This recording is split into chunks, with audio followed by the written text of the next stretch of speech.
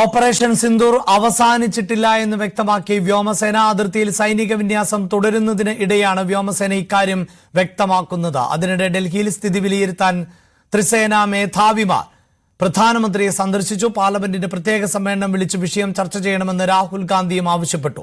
TG. സജിത്തുണ്ട് വാർത്തയുടെ വിശദാംശങ്ങളുമായി. സജിത്ത്, അതിർത്തികളിൽ ഇപ്പോഴും അതീവ ജാഗ്രത തുടരുന്നുണ്ട്. അതോടൊപ്പം തന്നെയാണല്ലോ എയർഫോഴ്സിന്റെ ഭാഗത്ത് നിന്നുണ്ടാകുന്ന പ്രതികരണം, അതായത് ഓപ്പറേഷൻ സിന്ദൂർ അവസാനിച്ചിട്ടില്ല എന്ന്. എന്താണ് മനസ്സിലാക്കേണ്ടത്? അഭിലാഷ്, ഓപ്പറേഷൻ സിന്ദൂർ അവസാനിച്ചിട്ടില്ല എന്നതാണ് ഇന്ത്യൻ എയർഫോഴ്സ് പുറത്തിറക്കിയ വാർത്താക്കുറിപ്പിൽ അവരുടെ എക്സ് അക്കൗണ്ടിലെ പോസ്റ്റിലൂടെ വ്യക്തമാക്കുന്ന കാര്യം. സിന്ദൂറുമായി ബന്ധപ്പെട്ട് ഏൽപ്പിച്ച ദൗത്യം അത് വിജയകരമായി പൂർത്തിയാക്കിക്കൊണ്ടിരിക്കുകയാണ് ചെയ്യുന്നത്.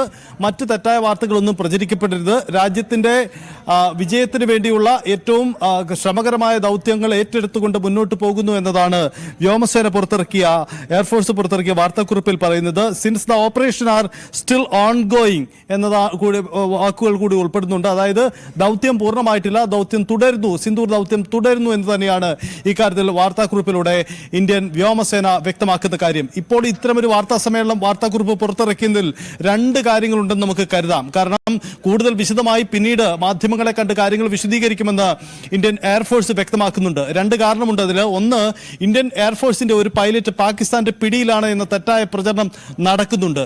അത്തരമൊരു സാഹചര്യത്തിൽ കൂടിയാവാം ഈ ഒരു ഇത് ഉണ്ടായിരിക്കുന്നത്. മറ്റൊന്ന്, ബ്രഹ്മോസ് മിസൈൽ പോലെയുള്ള തന്ത്രപ്രധാനമായ ആയുധങ്ങൾ ഈ സിന്ദൂർ ദൗത്യത്തിൽ ഇന്ത്യ പ്രയോഗിച്ചോ എന്ന് സംബന്ധിച്ച തർക്കങ്ങളും നടക്കുന്നുണ്ട്, അത്തരം ചർച്ചകളും നടക്കുന്നുണ്ട്. ഇതിനിടയിൽ കൂടിയാണ് വ്യോമസേന ഔദ്യോഗികമായി ഇക്കാര്യങ്ങൾ ഞങ്ങൾ വിശദീകരിക്കും, അതുവരെ മറ്റ് ചർച്ചകളിലേക്ക് കടക്കരുത് എന്ന ഒരു വാർത്താക്കുറിപ്പിലൂടെ വ്യക്തമാക്കുന്നത് എന്നതാണ് സാഹചര്യം. മറ്റൊരു രാഷ്ട്രീയ നീക്കം ഉണ്ടാവുന്നത് രാഹുൽ ഗാന്ധിയാണ്. പ്രതിപക്ഷം ഒന്നടങ്കം പ്രത്യേക പാർലമെന്റ് സെഷൻ വിളിക്കണമെന്ന ആവശ്യം ശക്തമായി ഉന്നയിക്കുന്നുണ്ട്. പ്രതിപക്ഷ നേതാവ് രാഹുൽ ഗാന്ധി സർക്കാരിന് കത്ത് നൽകിയിരിക്കുന്നു. ഈ കത്തിൽ ആവശ്യപ്പെടുന്നത് പഹൽഗാം സംഭവത്തിലടക്കം ആ പ്രത്യേക ചർച്ച നടക്കേണ്ടതുണ്ട്.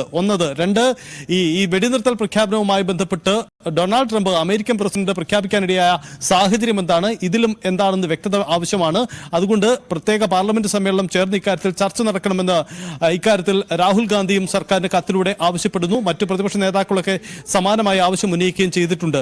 ഇതിനിടയിൽ രാജ്യ തലസ്ഥാനത്ത് നിർണായകമായ യോഗങ്ങൾ ചേരുകയാണ്. പ്രധാനമന്ത്രി സേനാ മേധാവിമാരെയും സംയുക്ത സേനാ മേധാവിയെയും ഒപ്പം ദേശീയ സുരക്ഷാ ഉപദേഷ്ടാവും പ്രതിരോധ മന്ത്രിയും അടക്കമുള്ളവർ ചേർന്ന് യോഗം ചേരുകയാണ്. നിർണായകമായ ചർച്ചകൾ ഡൽഹിയിൽ പുരോഗമിക്കുകയും ചെയ്യുകയാണ്.